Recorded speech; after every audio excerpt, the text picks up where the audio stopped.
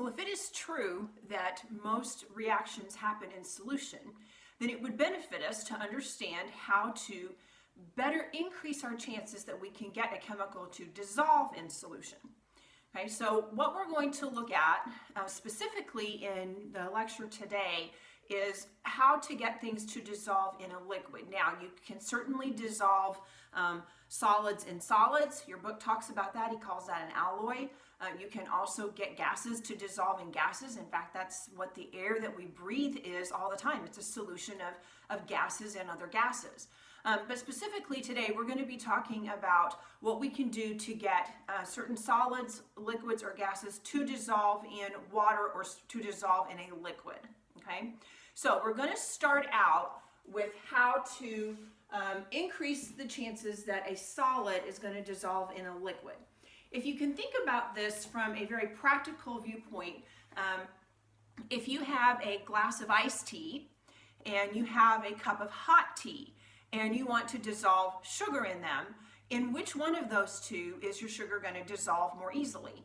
Well, if you've ever done this, the answer is pretty clear that your sugar is going to dissolve in your hot tea much more easily than it dissolves in your iced tea. And that is a kind of a standard that you can apply across the board.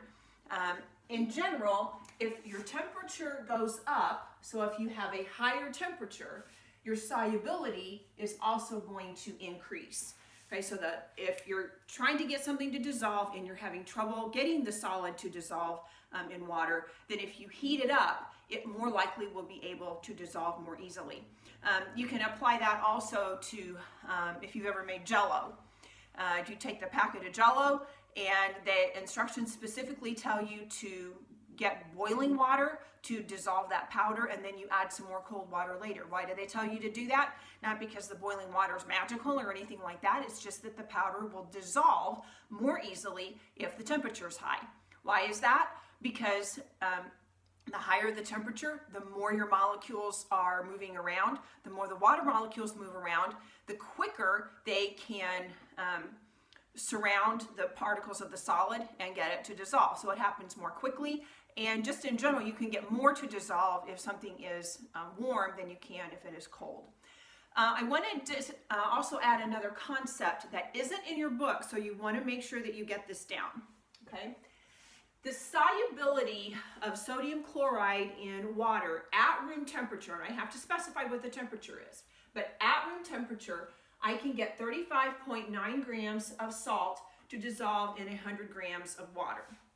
And he does tell you in your book that if you have exactly that amount of salt dissolved in water, so if I have this 35.9 grams of salt dissolved in 100 grams of water, my solution is called saturated. A saturated solution just means that you have a solution in which the maximum amount of solute is dissolved. Okay? You are actually going to make a saturated solution in your experiment. If, on the other hand, I only have 21 grams of salt in 100 grams of water, again, at room temperature, I've got to specify what my temperature is. If I only have 21 grams, then my solution is unsaturated as opposed to saturated before. Okay? So saturated is when I have the maximum amount of solute. If I have an unsaturated solution, I have less than the maximum amount of solute dissolved. Okay? So saturated or unsaturated, that's pretty straightforward. Then, one more example, if I have 39.2 grams of salt, well, I told you only 35.9 grams would dissolve. If I can get 39.2 grams of salt to dissolve in 100 grams of water, then I actually have what's called a supersaturated solution. So that's a solution in which more than the maximum amount of solute is dissolved. Well, how do you get more than the maximum amount?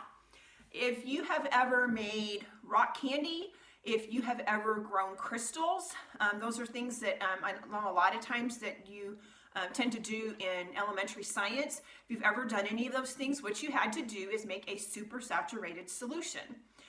To make a supersaturated solution, what you have to do is you're going to dump a whole lot of extra solid into your liquid. You're going to warm it up, and then once you have it really, really warm, You have to let it cool down very, very gradually, and you can't disturb the container.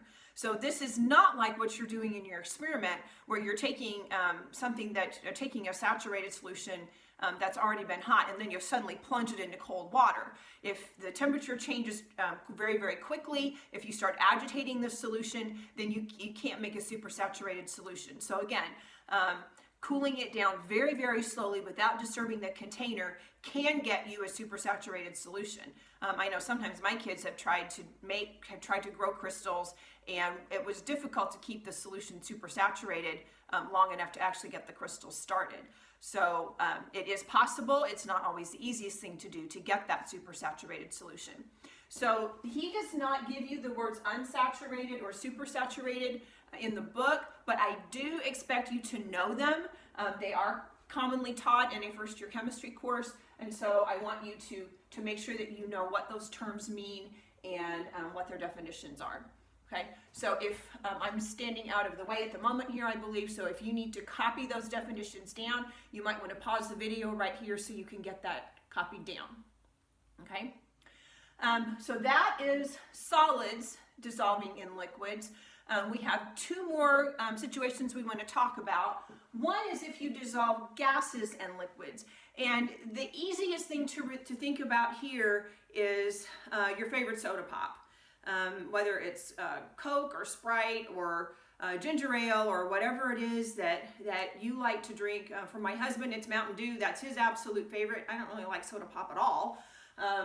But that is the best example probably for you to understand the concept of gases dissolved in liquids, because when they make soda pop, they take carbon dioxide and they put it under pressure and they dissolve it in that sugar water that's got the other flavorings and stuff in it. And so that's what makes that fizziness that most people enjoy when they're drinking soda pop.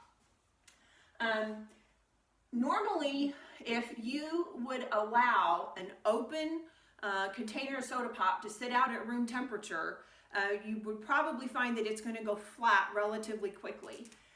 That's because if your temperature rises, your solubility is actually going to decrease. Now notice, this is exactly the opposite of what we said about solids. Here, if the temperature goes up, the solubility goes up, but here it's just the opposite.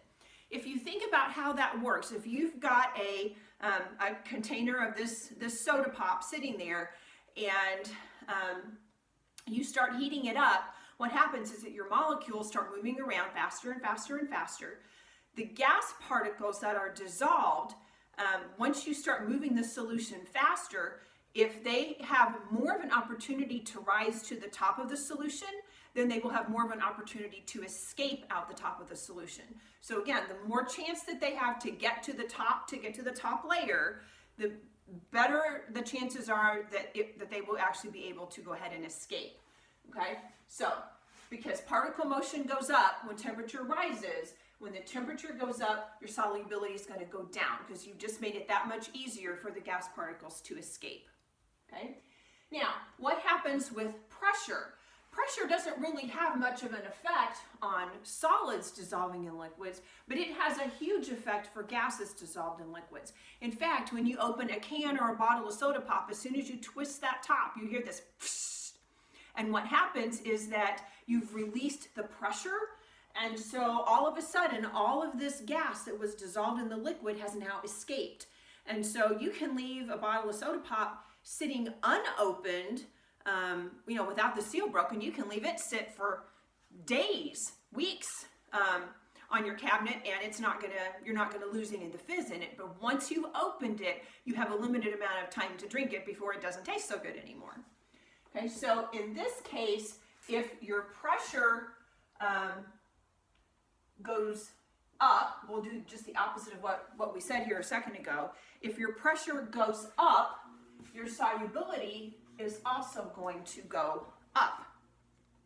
And if you think about that, if the surface of my liquid is right here and I'm pushing down on the surface of the liquid, I'm making it more difficult with that pressure for the molecules to actually escape. So that's what's going on here. The more pressure you put on the surface, the harder it is for them to escape, so they're more likely to stay dissolved than they would be otherwise. Okay, so that is for gases and liquids. The other type of solution, so we've done solids and liquids, gases and liquids. The third type is liquids and liquids. So if you're going to try to dissolve a mixture of, say, ethanol and water, you're going to try to mix some other type of alcohol and you're going to put it in water for some reason or other, there really isn't much you can do to affect whether you're going to be able to get this liquid to dissolve in another liquid or not. So you can change the temperature, you can change the pressure, but if the liquid doesn't want to dissolve in the liquid, there's not a whole lot more that you can do to get it to dissolve. Okay, so to summarize quickly, if you want to get a solid to dissolve in liquid, you can raise the temperature and you will increase the chance that you will get it to dissolve. If you're trying to dissolve a gas in a liquid and you're having difficulty getting it to dissolve, you can do two things. You can raise the temperature. If you're trying to get it to dissolve, you'd want to lower the temperature, and you would want to increase the pressure in order to get your gas to dissolve. If you're trying to get a liquid to dissolve in a liquid, there's not much you can do to increase the chances for that. Okay, so that is the solubility of different types of solutes in solution.